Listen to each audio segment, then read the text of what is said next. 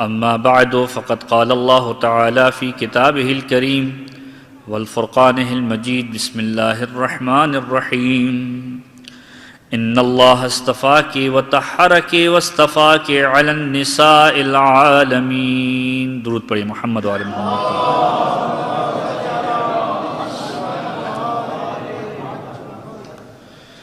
سامعین گرامی قدر، مختصر سی گفتگو کے لیے قرآن کریم کی جس مشہور و معروف آیت کو سرنامہ کلام کے طور پر پیش کیا گیا. کچھ ہی ایام گزرے ہیں، شہزادی کی شہادت کو آپ نے یہاں پر منایا ہے. قرآن کریم کی وہ آیت کہ جو بنیادی طور پر حضرت مریم کے اعتبار سے نازل ہوئی، قرآن کریم نے اس کو باقاعدہ طور پر کوٹ کیا کہ مریم وہ ہستی ہیں، وہ خاتون ہیں کہ جس کو پروردگار عالم نے منتخب کیا، پاک و پاکیزہ بنایا اور چن لیا تمام عورتوں کی سردار کی حیثیت سے. ختمی مرتبہ احمد مجتبیٰ محمد مصطفیٰ صلی اللہ علیہ وآلہ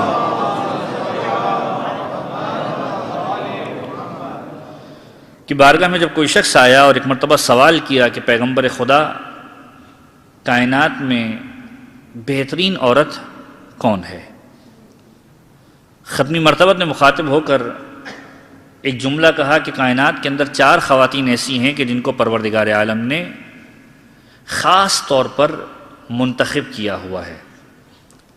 اور پھر پیغمبر نے ایک ایک کے نام کو گنوانا شروع کیا کہ سب سے پہلا نام وہ ہے کہ جس کو پروردگار عالم نے منتخب کیا، وہ ہے حضرت مریم. کہ جب حضرت مریم کے ہاں حضرت عیسیٰ کی ولادت ہوئی، لوگوں نے بے شمار اعتراضات حضرت مریم کے اوپر کیے، لیکن قرآن کریم نے اس طریقے سے ڈینائی کروایا ان اعتراضات کا کہ قرآن خود مخاطب ہو رہا ہے اس کہانی کو سناتے ہوئے جو حضرت مریم کی کہانی ہے کہ مریم آپ فکر نہ کریں، پروردگار عالم نے آپ کو منتخب کیا ہے، پاک و پاکیزہ بنایا ہے اور تمام عالمین کی عورتوں کا سردار بنایا ہے.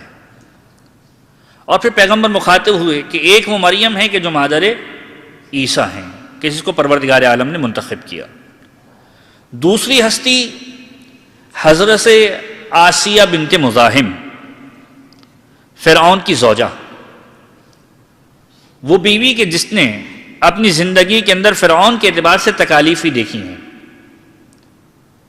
کہ پوری زندگی کے اندر فرعون کو جب یہ خطرہ ہوا کہ کوئی ایک ایسا موسیٰ آنے والا ہے کہ جو اس کی کشتی کو ڈبونے والا ہے، ماؤں کے حملوں کو ضائع کروایا گیا اور جن کے بچے پیدا ہو چکے تھے انہیں باقاعدہ طور پر مارا گیا.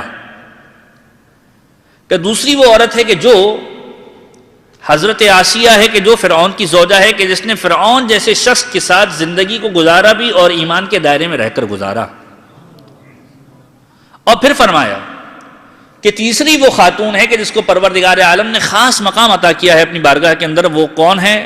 کہا وہ میری زوجہ خدیجہ طاہرہ سلام اللہ علیہا ہے کہ وہ ہستی کہ جس نے اسلام کو پروان چڑھایا ہے اپنے مال کے ذریعے سے، کہ جس کے بارے میں خود پیغمبر کا جملہ ہے کہ جب دیگر ازواج پیغمبر سے مخاطب ہو کر یہ جملے کہا کرتی تھی کہ پیغمبر خدا آپ اس ہستی پر رو رہے ہیں کہ جو بزرگ تھی. روایت کے جو جملے ملتے ہیں اس میں ازواج کے یہ جملے ملتے ہیں کہ جو بوڑھی تھی آپ اس کے اوپر رو رہے ہیں. ایک دن جناب زہرا سلام اللہ علیہا گھر میں داخل ہوئیں، پیغمبر کی زوجہ نے کوئی ایک جملہ ایسا کہا کہ جو جناب خدیجہ طاہرہ کے عنوان سے تھا. جناب زہرا نے گریہ کرنا شروع کیا. ختمی مرتبہ جب گھر کے اندر تشریف لائے، جناب زہرا سے ایک مرتبہ سوال کیا کہ بیٹی کیوں گریہ کر رہی ہے؟ وہ کہا میری ماں کے بارے میں یہ جملے کہے گئے، میری ماں کے بارے میں یہ جملے کہے گئے. پیغمبر نے اس وقت ان افراد کو مخاطب کر کے جنہوں نے جناب خدیجہ طاہرہ کے اعتبار سے جملے کہے تھے، یہ جملہ کہا کہ یاد رکھو وہ اس وقت مجھ پر ایمان لے کر آئی کہ جب تم سب کافر تھے. وہ اس وقت مجھ پر ایمان لے کر آئی کہ جب تم سب کافر تھے. اس نے اس وقت میری تصدیق کی کہ جب تم سب میرا انکار کر رہے تھے، اور اس نے اس وقت میری مدد کی کہ جب کوئی میری مدد کرنے کو تیار نہ تھا. پیغمبر نے کہا جو تیسری خاتون پروردگار عالم کی بارگاہ میں منتخب ہے یا پسندیدہ ہے وہ خدیجہ طاہرہ ہے۔ اور اس کے بعد یہ جملہ ارشاد فرمایا کہ کائنات کے اندر جو بہترین ہستی پروردگار عالم کی بارگاہ میں خواتین کے اعتبار سے وہ فاطمہ زہرا ہے۔ کہا یہ چوتھی عورت کوئی اور نہیں، میری بیٹی فاطمہ زہرا۔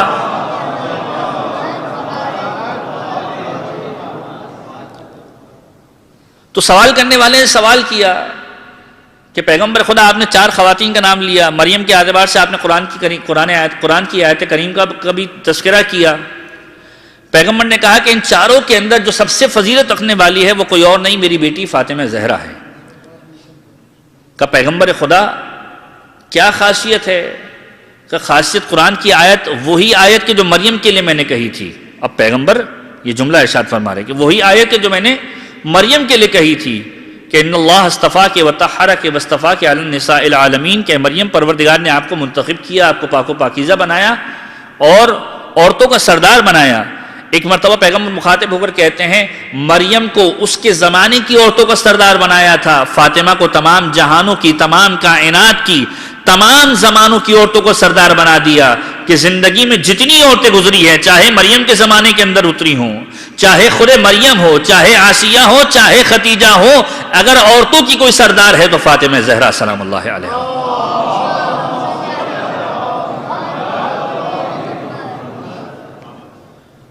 اور عورت کی فضیلت کا معیار یہی قرار دیا گیا کہ جب عورت کی فضائل کے اعتبار سے پوچھا گیا کہ یہ بتلائیے کہ عورت کی فضیلت کا معیار کیا ہے، کہ 3 فیز ہیں عورت کی زندگی کے، ان تینوں فیزز کے اندر انسان ملاحظہ کرے کہ عورت کی فضیلت کس اعتبار سے ملاحظہ کر سکتا ہے۔ وہ پہلا فیز کہ جس کے اندر انسان زندگی گزارتا ہے، جب کوئی انسان اس دنیا کے اندر آتا ہے تو یقینی طور پر اگر مرد کی صورت میں ہے تو بیٹا کہلاتا ہے، اور اگر عورت کی صورت میں ہے تو پھر بیٹی کہلاتا ہے۔ دوسرا مرحلہ کہ جب اس زندگی سے اپنی زندگی کو کچھ اور آگے بڑھاتا ہے تو پھر وہ مرحلہ آتا ہے کہ جس کے اندر انسان اپنے تعلقات کو، روابط کو قائم کرتا ہے۔ ایک نیا باب زندگی کا کھل جاتا ہے جسے ہم کہتے ہیں رشتہ ازدواج۔ تو بیٹی یا بیٹے کے مرحلے سے نکل کر جو دوسرا مرحلہ زندگی کا شروع ہوتا ہے وہ شوہر یا پھر بیوی کا مرحلہ ہوتا ہے۔ تیسرا مرحلہ اس کے بعد کا سب سے مکمل ترین مرحلہ ہوتا ہے، یعنی ایک ابتدائی زندگی ہے، ایک بیج زندگی ہے اور ایک نتیجہ زندگی ہے۔ انسان جب زندگی میں آ رہا ہے، جب بیٹی ہے یا بیٹا ہے تو ابتدائی زندگی ہے، اور جب بیوی یا شوہر کے اعتبار سے تو اب یہ انویسٹمنٹ ہے اس نتیجے کے لیے کہ نتیجہ انشاءاللہ پروردگار دینے والا ہے۔ کہ تیسرے مرحلے کے اندر کوئی انسان یا تو شوہر کی کیفیت میں ہوتا ہے، یا اگر عورت ہے تو پھر بیوی کی کیفیت میں ہوتا ہے، اور تیسرے مرحلے کے اندر باپ کی کیفیت میں ہوتا ہے یا پھر ماں کی کیفیت میں ہوتا ہے۔ تو فضیلت کے 3 معیارات پروردگار عالم نے اس عنوان سے بیان کر دی کہ 3 مرحلے کے اندر فضائل ہو سکتے ہیں، کہ اگر ابتدائی زندگی میں بیٹی یا بیٹے ہونے کے اعتبار سے دیکھو تو فضیلت کے معیار کو پرکھ لو، بیوی یا شوہر ہونے کے اعتبار سے دیکھو تو فضیلت کے معیار کو پرکھ لو، یا ماں اور باپ ہونے کے اعتبار سے دیکھو تو فضیلت کے معیار کو پرکھ لو۔ تینوں مرحلوں کے اندر جناب زہرا کا رتبہ ہر ایک سے بلند ہے۔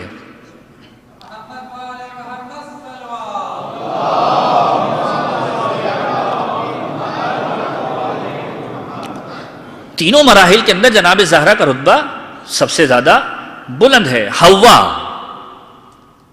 بہترین زوجہ تھی، بہترین ماں تھی، لیکن بیٹی نہ تھی۔ اس مرحلے میں حوا وہ ہیں کہ جو بیٹی ہونے کی اس فضیلت سے محروم ہیں۔ آسیہ وہ آسیہ کے جو فرعون کے قصر میں موجود ہیں، بیوی تھی، بیٹی تھی، لیکن ماں نہ تھی۔ پروردگار عالم نے ان تمام فضائل کو اگر یکجا کیا تو کس کی ذات کے اندر کیا؟ اگر ان تمام فضیلت کو یکجا کیا تو ایک ہستی کی ذات کے اندر کیا، وہ فاطمہ زہرا کی ذات ہے، کہ اگر بیٹی ہے تو کائنات کے سردار کی بیٹی ہے، خاتم الانبیاء کی بیٹی ہے، اگر زوجہ ہے تو اسی کے وصی علی ابن ابی طالب کی زوجہ ہے، اور اگر ماں ہے تو کسی اور کی نہیں، حسن حسین سرداران جنت کی ماں ہے۔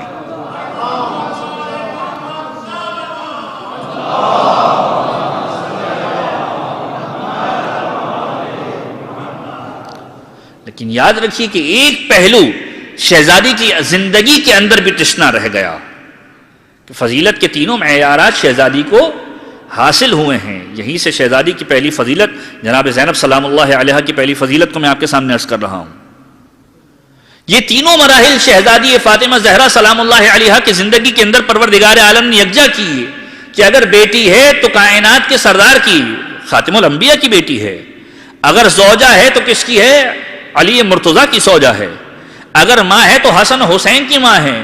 لیکن کائنات نے یہ بتلا دیا کہ فاطمہ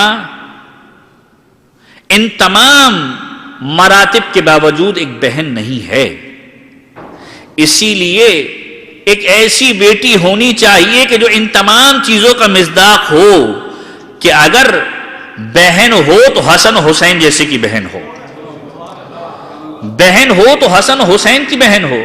لہذا اسی لیے زہرا کا ثانی ثانی زہرا کہا جاتا ہے، کوئی ثانی زینب نہیں کہا جاتا۔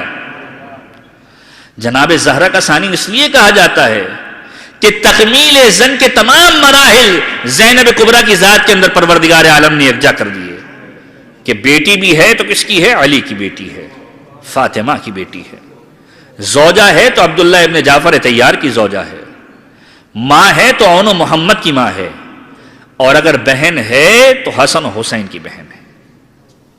اسی لیے جناب زہرا کا کوئی مثل نہیں ہے کائنات کے اندر، اگر کوئی مثل بن سکتا تو یہ ثانی زہرا ہیں، جناب زینب سلام اللہ علیہا ہے، اور اس کے علاوہ ثانی زینب کوئی نہیں ہے۔ شہزادی کے فضائل کے اعتبار سے اس بات کو ذہن میں رکھیے گا کہ فاطمہ زہرا کا ثانی کہا گیا، لہذا جو فاطمہ زہرا کے فضائل ہوں گے وہ ثانی زہرا کے اندر بھی موجود ہوں گے۔ اگر فاطمہ دوزخ سے بخشوا کے جنت کی طرف لے کر جانے والی ہیں تو زینب میں بھی یہ خصوصیت ہے کہ اپنے ماننے والوں کو دوزخ سے بخشوا کے جنت کی جانب لے کر چلے جائیں۔ لہذا روایت کے عجیب جملے ملتے ہیں ختمی مرتبہ احمد مجتبی محمد مصطفیٰ صلی اللہ علیہ وآلہ وسلم،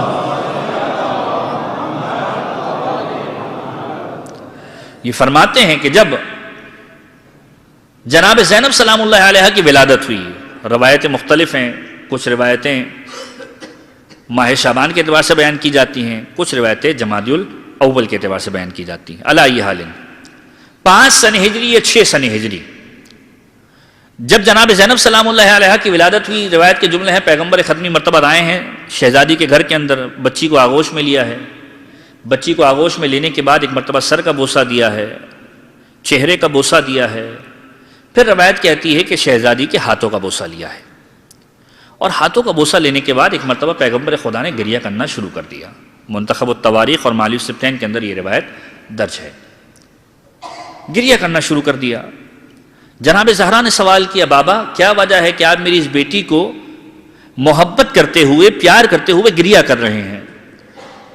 پیغمبر خدا نے فرمایا، اے فاطمہ یہ تیری وہ بیٹی ہے کہ جو مصائب کے پہاڑوں کو دیکھے گی، جو مصائب کے پہاڑوں کو دیکھنے والی ہے، اسی لیے شہزادی کا لقب ہے ام المصائب۔ شہزادی کی زیارت کے جملوں کے اندر آپ یہ جملے سنتے ہیں کہ جس کا تذکرہ میں بعد میں بھی کروں گا، جب شہزادی کے خطبے کا کچھ تذکرہ کروں گا، کہ شہزادی کے زیارت کے جملوں کے اندر یہ جملہ بھی ہے، السلام علیکی یا جبل الصبر، کہ سلام ہو آپ پر اے صبر کا پہاڑ۔ اور کیوں نہ کہا جائے کہ وہ زینب کہ جس نے نانا کی وفات کو دیکھا، جس نے مادر گرامی کی وفات کو دیکھا، جس نے اپنے بابا کو اس عالم میں دیکھا کہ ضربت لگی ہوئی ہے، ماں کے شکستہ پہلو کو دیکھا ہے، اس عالم میں دیکھا ہے کہ حسن و حسین کو لے کر ماں مدینے کی گلیوں میں بار بار بابا کے اوپر تذکرہ اور ماتم کرتی ہے، اور اس کے بعد اپنے بھائی کے کلیجے کے ٹکڑے نکلتے ہوئے دیکھے، اور اس کے بعد یہاں پر مصیبتیں تمام نہیں ہوئی ہیں، اس کے بعد حسین مظنون کے جنازے کو دیکھا ہے، اون و محمد کے جنازے کو دیکھا ہے، علی اکبر کے جنازے کو دیکھا ہے، عباس کے جنازے کو دیکھا ہے، اور اس کے بعد بھی مصیبتوں کی انتہا کو دیکھا ہے کہ ایک ننھی سی قبر سید الساجدین زندان شام کے اندر بنا رہے ہیں، پھوپھی اماں کو بتلا رہے ہیں کہ اب سکینہ ہم میں موجود نہیں ہے۔ ان تمام مصائب کے باوجود شہزادی نے صبر کیا ہے، لہذا کہا گیا السلام علیک یا جبل الصبر، اے صبر کا پہاڑ۔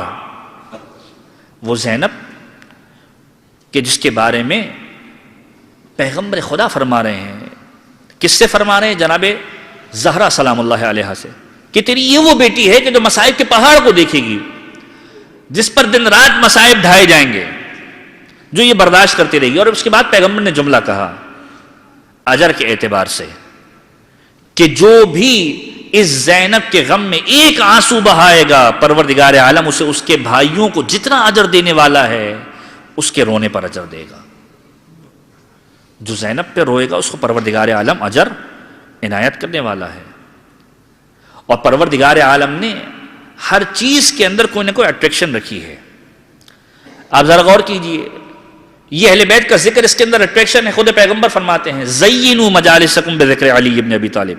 13 رجب کی محفل آپ کے ذہن میں ہوگی کہ اپنی مجلسوں کو زینت دو، اٹریکٹیو بناؤ۔ گویا پروردگار ختمی مرتبت، وہ ختمی مرتبت کے جو وحی کے علاوہ کچھ نہیں کہتے، اس کے ذریعے سے یہ صدا دے رہا ہے اگر اپنی مجلسوں کو اٹریکٹیو بنانا ہے تو علی کے ذکر کو کرنا پڑے گا۔ علی کے ذکر کے ذریعے سے اٹریکشن دو اپنی مجالس کو۔ زینوا مجالسکم بذکر علی ابن ابی طالب، اپنی مجالس کو علی کے ذکر کے ذریعے سے زینت دو۔ پروردگار عالم نے ہر جگہ پر اس زینت کے سامان کو فراہم کیا ہوا ہے، اٹریکشن کے سامان کو فراہم کیا ہوا ہے۔ معصوم کا جملہ ہے ان اللہ جمیل ویحب الجمال، پروردگار خود خوبصورت ہے، خوبصورتی کو پسند کرتا ہے، خود اچھا ہے، اچھائی کو پسند کرتا ہے۔ لہذا قرآن کریم کے اندر پروردگار عالم اس پوری گیلیکسی، اس پوری کائنات کے بارے میں فرماتا ہے کہ ہم نے اس کائنات کو مختلف چیزوں سے زینت دے دی ہے، اٹریکٹیو بنا دیا ہے۔ کون کون سی چیزیں ہیں کہ ہم نے اس آسمان کو اگر اٹریکٹیو بنایا ہے تو کس کے ذریعے سے بنایا؟ ستاروں کے ذریعے سے بنایا۔ قرآن کریم کوٹ کرتا ہے اِنَّا زَيَّنَّا السَّمَاءَ بِالْكَوَاقِبِ، کہ ہم نے اس آسمان کو زینت دی ہے کواکب کے ذریعے سے، ستاروں کے ذریعے سے، یا بِمَصَابِیحَ ہے یا اس کی ایسی چیزوں سے۔ اس کے بعد زمین کی زینت کے اعتبار سے بتایا گیا کہ جو کچھ روئے زمین پر موجود ہے وہ زمین کی زینت کے اعتبار سے کیا گیا ہے۔ زمین کے اوپر سمندر ہے، یہ خود زمین کی خوبصورتی ہے۔ زمین کے اوپر مختلف قسم کے جانوروں کو پیدا کیا ہے، یہ زمین کی خوبصورتی ہے۔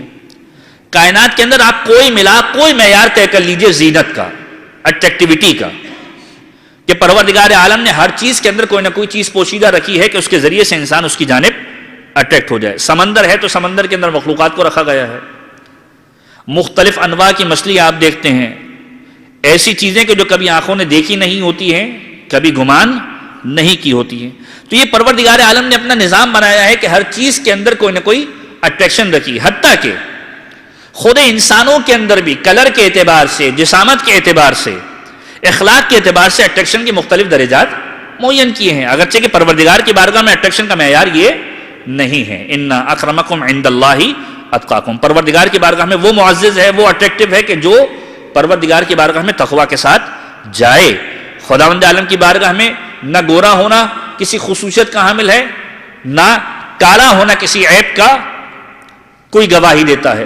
پروردگار عالم کی بارگاہ کے اندر اگر کوئی چیز اہم ہے تو وہ تقوی الہی ہے، لیکن خود پروردگار عالم خوبصورتی کو پسند کرتا ہے، لہذا پروردگار عالم قرآن میں مختلف طریقوں سے اس چیز کو بیان کر رہا ہے کہ ہم نے فلانی چیز کو تمہارے لیے اٹریکٹیو بنا کے رکھا ہے۔ خود قرآن کریم کی آیت ہے المال والبنون زینت الحیات الدنیا، اور یہ آیت جناب زینب سلام اللہ علیہا کے اعتبار سے بیان کی جاتی ہے کہ مال اور اولاد، اولاد میں بھی کون؟ بیٹے، بنون، ابنی، بیٹے کو کہتے ہیں، کہ یہ مال جو دنیاوی مال ہے تمہارے پاس اور تمہاری اولاد، یہ تمہارے لیے کیا ہے؟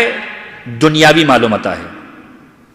المال والبنون زینت الحیات الدنیا، یہ دنیا کی زینت ہے۔ قدیم زمانے کے اندر لوگ اپنے بیٹوں کو تعارف کرواتے ہیں، اور آج بھی ایسا ہی ہوتا ہے. ہم میں سے کوئی بھی ایسا نہیں ہے، اگرچہ کہ حجاب کی شرط ہے کہ خواتین کا تعارف تو نہ کروایا جائے، لیکن ہم میں سے ہر ایک اپنے بیٹوں کا تعارف کرواتا ہے. پروردگار کہہ رہے ہیں تمہارا دنیاوی مال و متاع ہے، واللہ عندہ حسن المآب، پروردگار کی بارگاہ میں اس سے بہتر تمہارے لیے موجود ہے. جب معصوم سے پوچھا گیا اس سے کیا مراد ہے، کہا بیٹیاں وہ نعمت ہے کہ جو آخرت میں بھی کام آنے والی ہے. اگرچہ کہ بیٹوں کے اعتبار سے بھی روایت ملتی ہے، میں ٹوٹل ڈینائی نہیں کر رہا کہ بعد میں کوئی یہ سوال لے کر آ جائے کہ بیٹے آخرت میں کام آنے والے نہیں ہیں. لیکن جب معصوم سے پوچھا گیا کیا لوگ اپنے بیٹوں سے پہچانواتے ہیں، پروردگار یہ بتلانا چاہتا ہے کہ بیٹوں کی بھی وہی اہمیت ہے، بیٹیوں کی بھی وہی اہمیت ہے. تو پروردگار عالم نے ہر چیز کے اعتبار سے کوئی نہ کوئی زینت بیان کی ہے. قرآن کریم میں ارشاد ہو رہا ہے زُيِّنَ لِلنَّاسِ حُبُّ الشَّهَوَاتِ مِنَ النِّسَاءِ وَالْبَنِينَ وَالْقَنَاطِيرِ الْمُقَنطَرَةِ مِنَ الذَّهَبِ وَالْفِضَّةِ وَالْخَيْلِ الْمُسَوَّمَةِ وَالْأَنْعَامِ وَالْحَرْثِ ذَلِكَ مَتَاعُ الْحَيَاةِ الدُّنْيَا. پروردگار عالم نے لوگوں کے لیے اس دنیا کو مزین کر دیا ہے، سجا دیا ہے. من النساء والبنین، عورتوں سے، اولاد سے، مال و اولاد سے، والقناطیر المقنطرۃ من الذهب والفضہ، سونے اور چاندی کے جواہرات سے مزین کر دیا ہے کہ لوگ اٹریکٹیو ہوتے ہیں اس کی طرف، اٹریکٹ ہوتے ہیں اس کی طرف. اور سواری کے جانوروں کے اعتبار سے، یا جدید زمانے کے اندر گاڑیوں کے اعتبار سے فرض کیجئے. ذالک متاع الحیات الدنیا، یہ تمام کی تمام چیزیں دنیاوی مال و متاع ہے. تو ایک بات آپ کے ذہن میں آئے گی کہ جب پروردگار عالم نے ساری چیزوں کے اندر اٹریکشن رکھی ہے تو اس دنیا کے اندر کیا اٹریکشن ہے، اس زمین کے اندر اٹریکشن کیا ہے. جب ختمی مرتبہ احمد مصطفیٰ محمد مصطفیٰ صلی اللہ علیہ وآلہ وسلم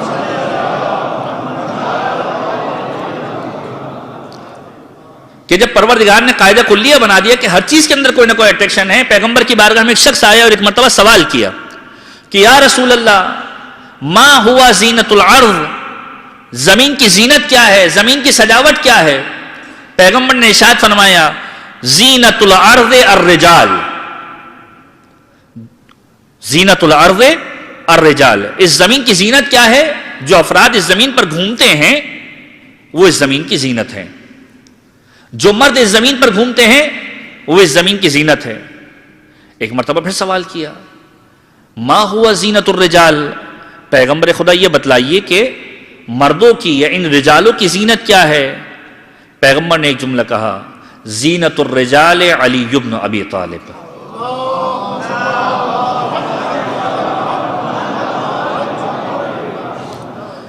زینت الرجال علی بن ابی طالب.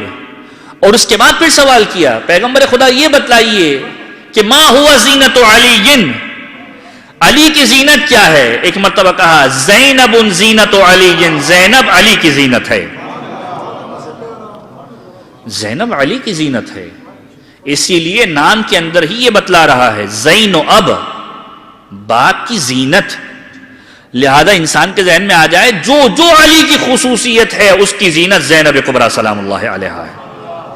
اگر علی ہے تو علی کی ولایت کی زینت زینب کبریٰ ہے، اگر علی شجاع ہے تو علی کی شجاعت کی زینت زینب کبریٰ ہے، اگر علی وسیع ہے تو علی کی وصایت کی زینت زینب کبریٰ ہے، اگر علی مبلغ قرآن ہے تو اس کے بلاغت کی کیفیت، اس کی بلاغت کی زینت زینب کبریٰ ہے.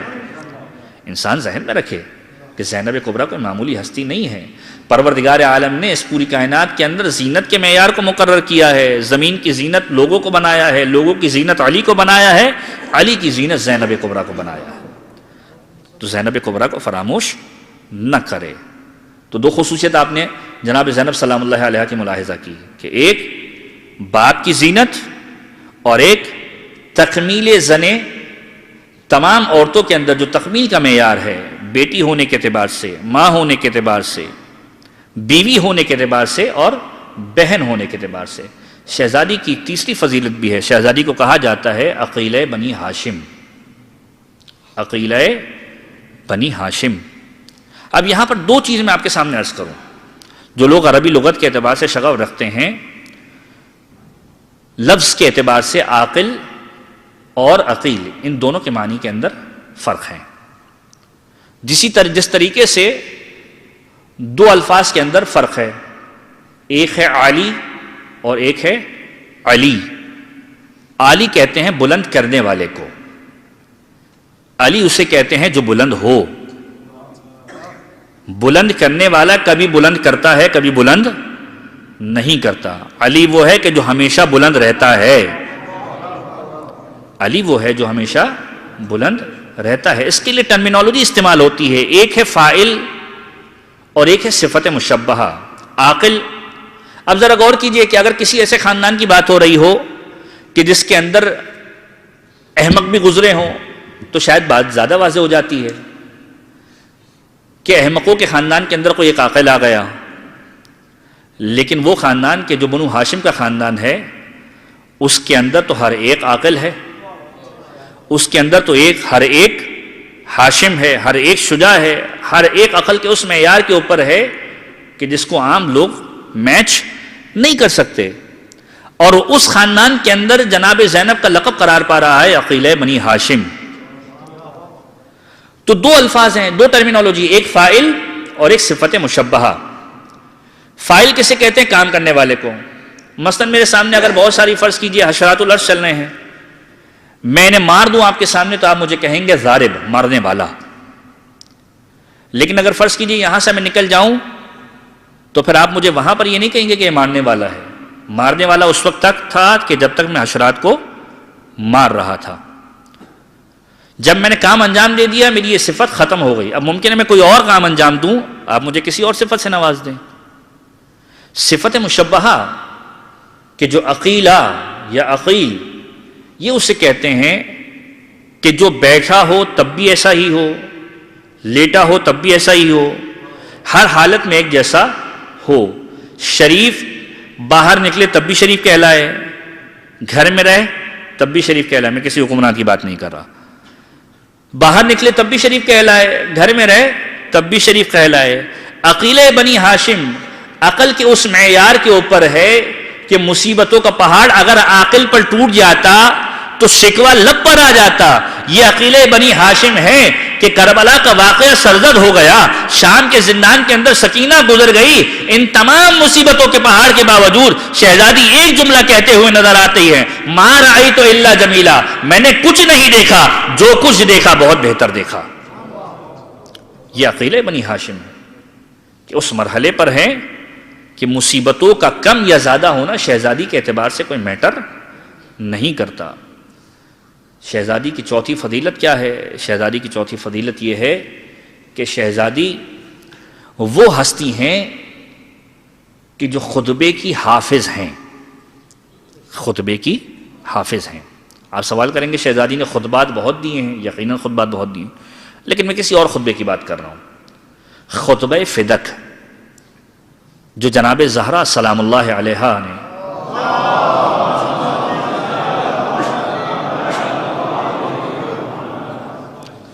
خطبہ دیا ہے، وہ خطبہ کے جو عربی لغت کے اعتبار سے بہت مشکل ترین خطبہ ہے.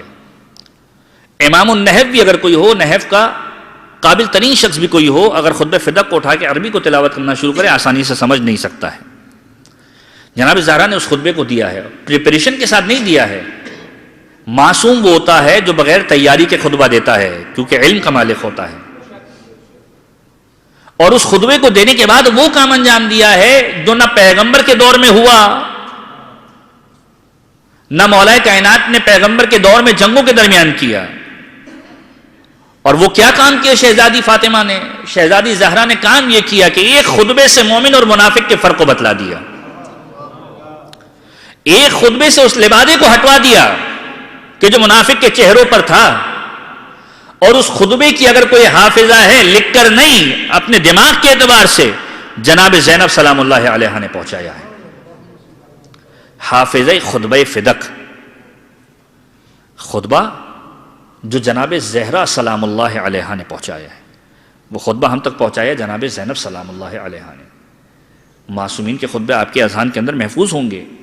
یہ خطبے آسان نہیں ہیں. خود جب مولا کائنات نے پیغمبر کا وصال ہوا ہے، ایک مرتبہ خطبہ دیا ہے کہ دیکھو لوگوں نے اس خلافت کے کپڑے کو یا اس خلافت کی قمیص کو پہن تو لیا ہے لیکن انہیں فٹ نہیں آ رہی.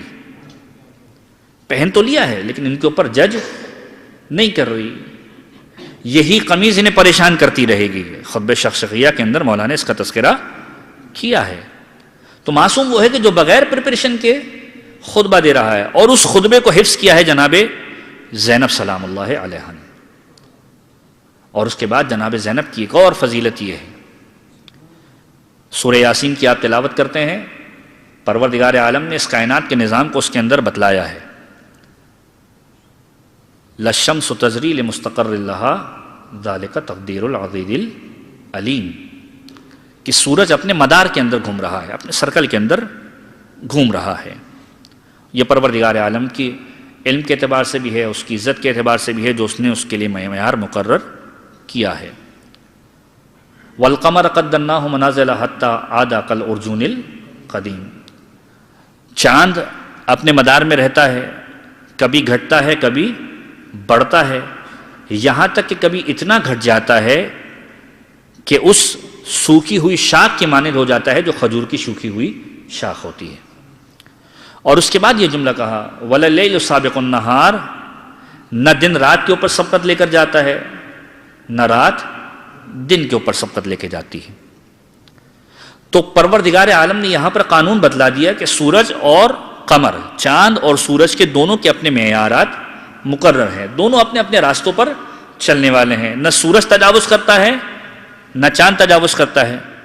لہذا اگر کبھی ایسا ہو جائے کہ کوئی ایسا کام انجام ہو جائے کہ جو خلاف توقع ہو یا اس کی فطرت کے خلاف ہو، تو سمجھ لینا کہ تقدیر مختلف طریقوں سے ڈسٹریبیوٹ ہوئی ہے۔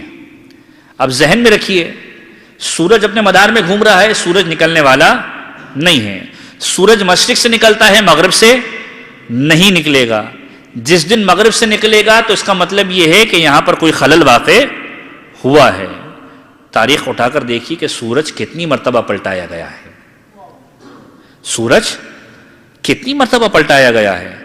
سورج یا تو پیغمبر کی زندگی میں پلٹایا گیا، یا امیر المؤمنین کی زندگی کے اندر پلٹایا گیا، یا اگر اس غلاف میں چلا گیا جس کو ہم سایہ کہتے ہیں کہ سورج نے اپنے آپ کو بادلوں کی اونٹ میں چھپا لیا، تو وہ اس وقت چھپایا کہ جب ثانی زہرا کوفے کی طرف جا رہی تھی۔ یہ وہ سورج کی فطرت کے خلاف کام تھا کہ سورج نے انجام دیا ہے۔ تو وہ معجزہ جو مولائے کائنات کے لیے تھا، جناب زینب بھی اس میں شریک ہیں۔ یہ جناب زینب کی فضیلت کا معیار ہے۔ اور اس کے بعد جناب زینب سلام اللہ علیہا کی فضیلت کا ایک اور معیار یہ ہے کہ وہ زینب کہ ماں نے منافق کے چہروں سے پردوں کو ہٹایا تھا، زینب کبریٰ نے اقرار جرم کروایا ہے۔ ایک پردہ 11 ہجری کے اندر ہٹایا گیا ہے منافق کے چہروں سے، اور زینب نے اقرار جرم کروایا ہے۔ اور کب اقرار جرم کروایا ہے؟ کہ جب زینب کبریٰ پہنچی ہیں دربار کے اندر، جب زینب کبریٰ دربار کے اندر پہنچی ہیں، اور دربار میں پہنچنے کے بعد خطبات کو دیا ہے۔ مختلف خطبے ہیں، ابن زیاد کے دربار کے اندر الگ خطبہ دیا ہے، یزید کے دربار کے اندر الگ خطبہ دیا ہے۔ کہ جب ابن زیاد کے دربار کے اندر پہنچی ہیں، ایک مرتبہ ملعون چاہتا تھا کہ مستورات اہل بیت سے بات کرے، بار بار متوجہ ہو رہا تھا کہ ان مستورات سے بات کرے، کوئی مستور بھی جواب نہیں دیتی تھی، کوئی خاتون بھی جواب نہیں دیتی تھی۔ دیکھا کہ خواتین کے حصار کے اندر ایک بیوی موجود ہے کہ جس کے پردے کو سب بنا رہے ہیں، جس کے پردے کو سب بنا رہے ہیں۔ سوال کہ یہ کون سی بیوی ہے؟ عمرو بن حریث مخاطب ہوا کہ جو اسی دربار کا ملازم ہے، کہ یہ کوئی اور نہیں، علی کی بیٹی زینب ہے، علی کی بیٹی زینب ہے۔ زینب کا حصار اس طریقے سے کیا ہوا ہے۔ ایک مرتبہ مخاطب کیا تم ہی زینب بنت علی ہو، دیکھا ہم نے کس طریقے سے تم کو رسوا کر دیا، نعوذ باللہ من ذالک۔ شہزادی کا جواب ہے تو سمجھتا ہے کہ تمہیں ہم نے کو رسوا کیا، در حقیقت ہم نے فتح پائی ہے۔ تو سمجھ رہا ہے کہ تو ہم کو ذلیل و رسوا کر کے لا رہا ہے، در حقیقت ایسا نہیں ہے۔ تو سمجھ رہا ہے کہ تو ہمیں بازاروں اور درباروں میں پھرا کر لایا ہے، تو تو نے بہت کمال کام کیا ہے۔ ہمارے فضائل لوگوں کے سامنے آیا ہوئے ہیں، ہمارے فضائل لوگوں کے سامنے آیا ہوئے ہیں۔ میں دیکھ رہی ہوں کہ تو میرے بھائی کے سر اقدس کے ساتھ بے حرمتی کر رہا ہے، یاد رکھ یہ وہ حسین ہیں کہ جو پیغمبر خدا کی آغوش میں پلا ہوا ہے. یہ فاطمہ زہرا کی محنتوں کا صلہ ہے اور پروردگار عالم اس کا انتقام تجھ سے لینے والا ہے. اور اس کے بعد جب شہزادی یزید کے دربار کے اندر پہنچی ہیں، وہاں پر وہ خطبہ دیا ہے کہ بازار اور دربار ہل گیا ہے. یہ شہزادی کی فضیلت ہے کہ شہزادی شام پہنچی ہیں اسیر بن کر، لیکن فاتح شام بن کر واپس آئیں. فاتح شام بن کر واپس آئیں کہ دربار میں پہنچنے کے بعد جب یزید نے مخاطب ہوا ہے، تم نے دیکھا کہ تمہارے اللہ نے تمہارے ساتھ کیا کیا؟ کہا ہمارے اللہ نے جو ہمارے ساتھ کیا بہتر کیا. اور پھر شہزادی نے جملہ کہا ما رأیت الا جمیلا، میں نے جو کچھ دیکھا بہتر دیکھا، کوئی برائی نہیں دیکھی. اس پورے سفر کے اندر کتنی مشقتوں کو سہنے کے بعد ثانیہ زہرا آئی ہیں کہ میں نے جو کچھ دیکھا اچھا دیکھا، کوئی برائی نہیں دیکھی. تو یہ سمجھتا ہے کہ ہمیں تو بازاروں کے اندر پھرا کر لایا ہے، ہمارے ہاتھوں کے اندر تو نے رسم کو باندھا ہے، تو یہ سمجھتا ہے کہ اس کے ذریعے سے تو خدا کی بارگاہ میں مقرب ہو گیا. یاد رکھ تو خدا کی بارگاہ میں مقرب ہی نہیں ہو سکتا. اور اس کے بعد شہزادی نے وہ جملہ کہا جو چوتھے امام نے بھی جملہ کہا ہے، یبنت طلقاء، اے آزاد کردہ کنیز کے بیٹے، تو ہمارا مقابلہ کیسے کر سکتا ہے؟ پھر شہزادی کا جملہ ہے خطبے کا. شہزادی فرماتی ہیں کہ تیری پرورش تو اس آغوش میں ہوئی ہے کہ جس کا جسم حمزہ کے کلیجے کو چبانے کی وجہ سے بڑا ہے. تو اس کا بیٹا ہے، تو اس کی نسل سے ہے کہ جس کا خون اس خون سے اگا ہے کہ جو ہمارا خون چوسا گیا، جس نے کلیجے کو چبایا، تو اس کی نسل سے ہے. تیری اس آغوش سے یا تیری اس کیفیت سے ہم کیا اندازہ کریں؟ ہمیں معلوم ہے کہ تو سراپا نجاست کا مالک ہے، تو سراپا نجاست کا مالک ہے. تجھ سے حسد اور اس عمل کے علاوہ کسی چیز کی امید لگائی نہیں جا سکتی. اور اس کے بعد شہزادی نے مختلف مرحلوں کے اندر قرآن کی تلاوت کا آغاز کرنا شروع کیا کہ یہ آیات ہمارے بارے میں نازل نہیں ہوئی. اور اس کے بعد شہزادی نے وہ جملہ کہا کہ جو شہزادی کے اس جملے کی تائید کرتا ہے کہ ہم فاتح شام ہیں. شہزادی نے کہا تو یقیناً جتنی کوششیں کر لے کہ ہمارے ذکر کو مٹا دے، ہمیں موت دے دے، یاد رکھ جتنا تو ہمیں مٹانا چاہتا ہے پروردگار اتنا ہمارے ذکر کو بلند کر دیا کرتا ہے. اور تو جتنا ہمارے امر کو موت دینا چاہتا ہے پروردگار زندگی کرتا ہے. ہمارے ذکر کو تو لوگوں کے دلوں سے مٹا نہیں سکتا. یہ زینب کبریٰ ہے کہ جو فاتح شام ہے. یہ وہ زینب ہے کہ جس کو ام المصائب کہا گیا. زندگی کے تینوں ادوار کے اندر زینب کی زندگی عجیب زندگی ہے کہ 5 سے 11 ہجری تک وہ زمانہ دیکھا ہے کہ جو پیغمبر کا زمانہ ہے. تبلیغ دین اس طریقے سے کی ہے کہ جب بچیاں مدینے کی گلیوں کے اندر جمع ہوتی ہیں، ثانیہ زہرا بچیوں کو مخاطب کر کے جملہ کہتی ہیں کہ دیکھو کل نانا نے مسجد کے اندر یہ بتلایا ہے، سیرت زینب امر بالمعروف ہے. سیرت زینب امر بالمعروف ہے. شہزادی کی 3 سیرت کے تقاضوں کو میں آپ کے سامنے عرض کرنا چاہتا ہوں. امر بالمعروف کہ جب برائی ہوتے ہوئے دیکھو برائی سے روکو اور اچھے کاموں کی تاکید کرو. کہ مدینے کی گلیوں کے اندر بچیوں کو روک کر شہزادی بتلا رہی ہیں کہ دیکھو ہمارے نانا نے یہ بتلایا ہے. زندگی کے اگلے مرحلے کے اندر جو 23 سال مولا کائنات نے گزارے ہیں اذیت کے سال ہیں، خاموشی کے ساتھ زندگی گزاری ہیں، لیکن مولا سے کسب فیض حاصل کرتے رہی ہیں. اسی لیے شہزادی کو کہا جاتا ہے عالمہ غیر معلمہ، وہ عالمہ کہ جس کو کسی نے تعلیم نہیں دی ہے. اور اس کے بعد کا جو مرحلہ ہے کہ جب مولا کائنات ظاہری خلافت پر آئے ہیں، اب لوگ تعلقات قائم کر رہے ہیں کوفے کے اندر آ کر. اس بات کو ذہن میں رکھیے گا کہ جب مولا کائنات کو خلافت ملی ہے، مولا کائنات نے اپنے ہیڈ کوارٹر کو کوفہ کو میں بنایا ہے. اور جب کوفے گئے تھے مولا تو عجیب شان و شوکت کے ساتھ گئے تھے. زینب کبریٰ کی سواری جب کوفے پہنچی تھی، اس بات کو ذہن میں رکھیے گا، اس کا ربط میں مسائل کے ساتھ دینے والا ہوں کہ جب زینب کبریٰ کی سواری کوفے تک پہنچی ہے، کوفہ کے دروازے پر دن کی روشنی تھی، مولا کائنات نے رات کی تاریکی کا انتظار کیا.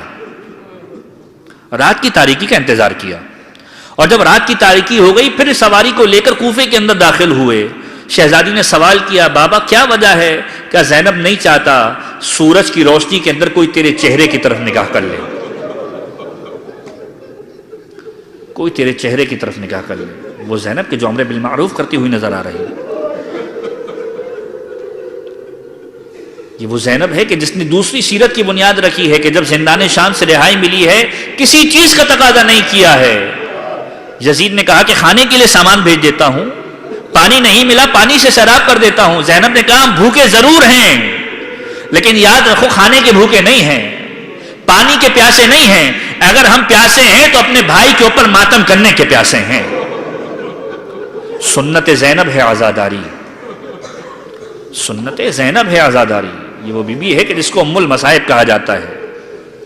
آپ ذرا غور کیجئے، ام المصائب، مصائب کی ماں، یعنی اتنے مظالم ڈھائے گئے کہ شہزادی، روایت کے جملے ہیں کہ جب مدینہ واپس پہنچی ہیں، بعض روایتیں کہتی ہیں کہ مصائب کی انتہا کے بعد شہزادی کی آنکھوں کی بینائی زائل ہو رہی تھی، کہ جب مدینہ پہنچی ہیں جناب زہرا کی قبر مبارک پر پہنچنے کے بعد ایک جملہ کہا، ماں فقط مصائب کا ایک جملہ کہوں. مادر گرامی کی قبر مبارک سے مخاطب ہو کر یہ کہہ رہی ہیں، مادر گرامی مجھ پر اتنے مظالم ڈھائے گئے، مجھے اتنا پیدل چلایا گیا کہ میری آنکھوں کی بینائی زائل ہونے لگی. اے ماں مجھے تیری قبر کا خطبہ نظر نہیں آتا. یہ ام المصائب ہے. السلام علیک یا جبل الصبر، اے صبر کا پہاڑ آپ پر سلام ہو. ہر مقام پر صبر کیا. زینب وہ ہے کہ جس نے مدینہ سے نکلنے کے بعد مختلف مقامات پر مصیبتوں کو دیکھا ہے. جب کربلا پہنچی ہیں، کربلا پہنچنے کے بعد جب خیام کو لگایا جا رہا تھا، ایک مرتبہ بھیا کو بلایا، بھیا مدینے سے نکلے ہوئے ہمیں عرصہ گزر گیا، مدینے سے نکل کر اب ہم کربلا پہنچ گئے ہیں، لیکن جس مقام پر ہم نے قیام کیا مجھے کسی بی بی کے رونے کی آواز آتی رہی. ایک مرتبہ مولا کہتے ہیں زینب یہ کسی اور بی بی کی آواز نہیں ہے، یہ ہماری ماں فاطمہ زہرا ہے جو ہم پر گریہ کر رہی ہے. اور اس مصیبت کے مقام سے اگلے مرحلے میں دیکھیے، یہی وہ زینب ہے کہ جو عصر عاشوراء ایک جنازے کو دیکھ رہی ہے. علی اکبر کو اجازت دی ہے، علی اکبر کا جنازہ دیکھا ہے، عباس کا جنازہ دیکھا ہے، حسین کے جنازے کو دیکھا. روایت کے جملے ہیں کہ جب امام مظلوم کے اوپر خنجر چلایا جا رہا تھا، امام مظلوم پر خنجر چلایا جا رہا تھا، ثانیہ زہرا نے وہ فریاد کی ہے کہ جو ثانیہ زہرا کی زیارت کے اندر درج ہے کہ ول شمر جالس علی صدرہ، شمر سینے پر سوار تھا. شہزادی فریاد کر رہی تھی، اے شمر ارے اس گردن پر خنجر نہ چلا، یہ وہ گردن ہے کہ جس کے پیغمبر خدا بوسے لیا کرتے تھے. لیکن روایت نے عجیب منظر لکھا ہے کہ جب شہزادی نے امام مظلوم کی گردن اقدس پر خنجر کو چلتے ہوئے دیکھا، کبھی کھڑے ہو جاتی تھی، کبھی بیٹھ جایا کرتی تھی، کبھی کھڑے ہو جایا کرتی تھی، کبھی بیٹھ جایا کرتی تھی. حمید ابن مسلم کہتا ہے شہزادی کیا وجہ ہے کہ میں نے دیکھا جب امام مظلوم کے گردن اقدس پہ خنجر پھر رہا تھا آپ کھڑی ہو جاتی تھی، کبھی بیٹھ جاتی تھی. کہا کھڑی اس لیے ہو جاتی تھی کہ کسی کو مدد کے لیے پکار لوں کہ کوئی نہیں میری حسین کی مدد کرنے والا، اور بیٹھ اس لیے جاتی تھی کہ اب مجھے معلوم تھا اب کوئی نہیں بچا جو حسین کی نصرت کر سکے. زینب نے ان مظالم کو سہا ہے، اور یہی زینب ہے کہ جس کو حسین نے یہ وصیت کی ہے، بہن زینب مجھے نماز شب میں فراموش نہ کرنا، نماز شب میں فراموش نہ کرنا. یہی زینب ہے کہ جس نے اس مصیبت کو بھی دیکھا کہ جب شام غریبہ آئی، شام غریبہ میں خیموں کو جلایا گیا. میں نے دیکھا، راوی کہتا ہے کہ میں نے دیکھا خیام جل رہے تھے، ایک بی بی خیمے کے باہر کھڑی ہوئی تھی. میں ایک مرتبہ دوڑا ہوا اس بی بی کے پاس گیا، شہزادی اگر کوئی نصرت ہو تو میں کر سکوں، کوئی مدد ہو تو میں کر سکوں. کہا شہزادی جلے ہوئے خیموں کے باہر کیوں کھڑی ہوئی ہے؟ کہا جلے ہوئے خیمے میں میرا امام سید سجاد موجود ہے، سید سجاد موجود ہے، سید سجاد کو نکالنا ہے. امامت کی حفاظت اگر کی ہے تو ثانیہ زہرا نے کی ہے. یاد رکھیے دین غدیر خم کے میدان میں مکمل ہوا لیکن محفوظ نہیں ہوا، کربلا کی شہادت کے بعد محفوظ ہوا. اور کربلا والے کب محفوظ ہوئے کہ جب ثانیہ زہرا نے محفوظ کیا. جب ثانیہ زہرا نے محفوظ کیا، سید سجاد کو جلتے ہوئے خیموں سے باہر لے کر آئے. شہزادی کے اوپر سب سے بڑی مصیبت کا مقام کیا ہوگا کہ کہ جب بابا سامنے تھا شہزادی بے پردہ تھی کہ جب جلے ہوئے خیام کے اندر سے ہر ایک کو نکال لیا، شام غریبہ آ گئی، ایک ایک بچے کو جمع کر لیا، کچھ بچوں کے جنازوں کو اٹھایا کہ جن کے سینوں پر ٹاپوں کے نشان تھے، ہر ایک کو جمع کرنے کے بعد زینب نے وہ کردار نبھایا کہ جو عباس ابن علی کا تھا، ابو الفضل عباس بن کر کردار نبھایا، خیموں کی حفاظت کرنے کے لیے زینب کبریٰ کھڑی ہو گئی۔ ایسے میں دیکھا کوفے کی راہ سے ایک سوار آ رہا ہے، سوار رکتا نہیں ہے، شہزادی مخاطب ہو کر کہتی ہے تو مجھے نہیں جانتا، میں عباس کی بہن ہوں، میں علی کی بیٹی ہوں، ارے میں حسین کی بہن ہوں، رک جا۔ جب سوار نہ رکا، سوار قریب آیا، ایک مرتبہ کہا تجھے نہیں معلوم کہ میں کون ہوں، لیکن جب سوار نے چہرے سے نقاب کو ہٹایا، شہزادی نے عجیب منظر دیکھا، میرا بابا سامنے موجود ہے، میرا بابا سامنے موجود ہے۔ عزیزو دل پہ ہاتھ رکھ کر یہ سوچو، اگر کسی بیوی پر یہ مظالم ڈھائے جائے، باپ سامنے آ جائے، ہونا کیا چاہیے؟ باپ کے کلیجے سے لگ کر ایک ایک مصیبت کو بیان کرے، لیکن روایت نے عجیب منظر لکھا، ثانیہ زہرا نے جب اپنے بابا کو دیکھا، ایک مرتبہ جلے ہوئے خیام پر رخ کیا، دوڑتی ہوئی خیمے کی جانب گئی۔ سوال کروں گا ہاتھ جوڑ کر شہزادی کیا وجہ ہے خیموں کی جانب جا رہی ہے؟ اور شہزادی کا جملہ یہ ہوگا، ارے وہ بی بی جو اپنے بابا کے سامنے صحن خانہ کے اندر کبھی بے وقت نہ چادر نہ ہو، کربلا کے میدان میں بابا سامنے ہو، زینب کے سر پہ چادر نہ ہو۔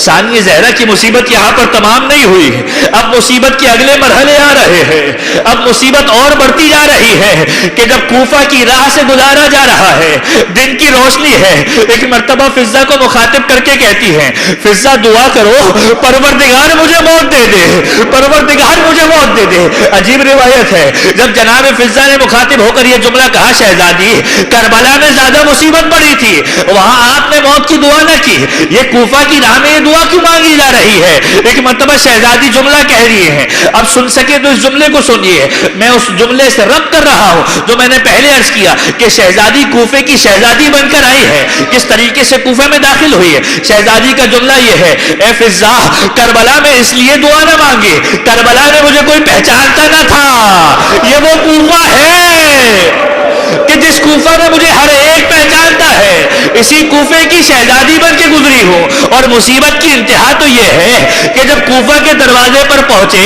کوفے کی دروازے پر پہنچے، ایک مرتبہ شمر آگے بڑھا، کہا اس دروازے پر قافلے کو روک دیا جائے، اب اس دروازے سے زینب کو لے کر جاؤں گا کہ جس دروازے سے علی لے کر جایا کرتے تھے، جس دروازے سے علی لے کر جایا کرتے تھے۔ اور ایک مرتبہ گھنٹوں کا کوفے کے دروازے پر کھڑا کروایا گیا، اور اس کے بعد جب کوفے کے دروازے سے داخل کرایا گیا، ثانیہ زہرا نے مخاطب ہو کر کہا اے شمر اس طرح نہ کر، اس دروازے سے داخل نہ کروا، یہ وہ دروازہ ہے جس دروازے سے میرے بابا لے کر جایا کرتے تھے۔ ملعون نے جملہ کہا اے زینب کیا آج اپنے آپ کو شہزادی سمجھتی ہو؟ آج تم اسیر بنا کر لائی جا رہی ہو، لہذا جس طریقے سے ہم تمہیں لے کر جائیں گے اس طریقے سے تمہیں دربار میں جانا ہوگا۔ اور اس کے بعد جب دربار میں لے جایا گیا، دربار میں خطبہ دیا، یہاں تک کہ شام کے دربار میں پہنچے، بازار شام سے گزارا گیا، آپ کو پروردگار عالم اس زیارت سے مشرف فرمائے، شہزادی کی قبر مطہر کی زیارت سے مشرف فرمائے۔ آپ نے دیکھا ہوگا یا جو گئے ہیں انہوں نے دیکھا ہوگا، مشکل سے 10 منٹ کا راستہ ہوگا بازار کو کراس کر کے دربار میں جانے کا، 72 گھنٹے شہزادیوں کو کھڑا کیا گیا، 72 گھنٹے شہزادیوں کو کھڑا کیا گیا، اور 72 گھنٹے گزارنے کے بعد دربار میں لایا گیا کہ یہ آل محمد والے ہیں، یہ علی و فاطمہ کی بیٹیاں ہیں۔ کہیں دیواروں سے پتھر آتے ہیں، جس کے ہاتھ میں جو آتا ہے وہ اس قافلے والوں پر پھینکتا ہے۔ دربار میں آنے کے بعد عجیب منظر دیکھا کہ جب سید سجاد نے خطبہ دیا، ایک مرتبہ جلاد کو حکم دیا گیا، یزید نے حکم دیا کہ سید سجاد کی گردن کو قلم کر دو، ایک مرتبہ ثانیہ زہرا آگے بڑھی، ایک مرتبہ کہا امام وقت کی حفاظت کے لیے زینب کبریٰ حاضر ہے، اگر سید سجاد پر تلوار چلانی ہے پہلے زینب کو مارنا ہوگا۔ اب ایک مرتبہ حکم دیا کہ زینب پر تلوار چلائی جائے، جب یہ حکم دیا گیا فضہ آگے بڑھی، کیسے ممکن ہے زینب میرے سامنے ہو، فضہ پیچھے رہے، ارے فضہ موجود ہے، اگر زینب کے اوپر تلوار چلانی ہے پہلے فضہ کے اوپر تلوار چلانی پڑے گی۔ ایک مرتبہ یہ حکم دیا گیا کہ فضہ پر بھی تلوار چلاتی جائے، لیکن جب فضہ نے یہ جملہ سنا ایک مرتبہ دربار کے اندر مخاطب ہو کر کہا، حبش کے 200 افراد موجود تھے، کہا اے حبش کے لوگوں تمہاری غیرت کو کیا ہو گیا؟ حبش کی ایک عورت تمہارے درمیان موجود ہے، اس پر تلوار چلانے کی بات ہو رہی ہے، تمہاری غیرت کو کیا ہو گیا؟ ثانیہ زہرا نے ایک مرتبہ مدینے کا رخ کیا، نانا رسول خدا، حبش کی ایک کنیز کے اوپر 200 تلواریں نیام سے نکل آتی ہے، یہ آپ کی نواسی زینب ہے، مجمع اغیار میں موجود ہے، کوئی مدد کرنے والا نہیں ہے، یہاں تک کہ مدینہ لوٹی، اس رہائی کے بعد جب مدینہ لوٹی ہے، مدینہ لوٹنے کے بعد جب روضہ رسول پر پہنچی ہے، روضہ رسول پر آنے کے بعد جو پہلا جملہ کہا ہے قبر رسول کو دیکھ کر، نانا رسول خدا جب بھی کوئی پردیس جاتا ہے پردیس سے سوغات لے کر آتا ہے، ایک مرتبہ ہاتھوں سے کپڑے کو ہٹایا، ردا کو ہٹایا، دیکھو نانا تمہاری نواسی کیا سوغات لے کر آئی ہے، یہ رسیوں کے نشان، یہ رسن کے نشان۔ ماں فاطمہ زہرا کی قبر پہ جا کر ایک مرتبہ شہزادی سے برداشت نہیں ہوا، اے ماں مجھے اتنا پیدل چلایا گیا، میری آنکھوں کی بینائی کمزور ہو گئی، اب تیری قبر پہ لکھا ہوا مجھے نظر نہیں آتا، اے ماں مجمع اغیار نہ ہوتا، زینب تجھے بتاتی زینب پر کیسے مظالم ڈھائے گئے۔ یہ زینب امر بالمعروف کرتی رہی، حسینیت کا پیغام سناتی رہی، یہاں تک کہ ایک مقام سے دوسرے مقام جلا وطن کیا جاتا رہا، لیکن اب جب دوبارہ لوٹ کر شام بلایا گیا اور شام میں اس مقام پر شہزادی پہنچی کہ جس درخت کے ساتھ سر سید الشہداء کو لٹکایا گیا تھا، اس درخت کے نیچے آ کر شہزادی نے عجیب منظر دیکھا کہ درخت سے ایک مرتبہ خون حسین کے قطرے نیچے آ رہے ہیں، شہزادی سے برداشت نہ ہوا، یا حسین کہتے ہوئے شہزادی اس درخت کے سائے میں نیچے گری ہے، ایک ملون آگے بڑھا، اپنے بیلچے سے شہزادی کو زخمی کیا، شہزادی دنیا سے رخصت ہوئی۔ عبداللہ ابن جعفر طیار نے مرثیہ وَسَيَعْلَمُ الَّذِينَ ظَلَمُوا آلَ مُحَمَّدٍ أَيَّ مُنْقَلِبٍ يَنْقَلِبُونَ۔ بار الہ ہمارے اس قلیل توسل کو اپنی بارگاہ میں مقبول و منظور فرما، پروردگارہ ہمارے تمام گناہان کبیرہ و صغیرہ کی مغفرت فرما، ہمارے مرحومین کے گناہان کبیرہ و صغیرہ کی مغفرت فرما، پروردگار ہمارے والدین کے گناہان کبیرہ و صغیرہ کی مغفرت فرما۔ پروردگارہ جس ام المصائب کا تذکرہ کیا ہے یہ وہ ام المصائب ہے کہ ایک عارف کے خواب میں زمانے کے امام آئے، زمانے کے امام نے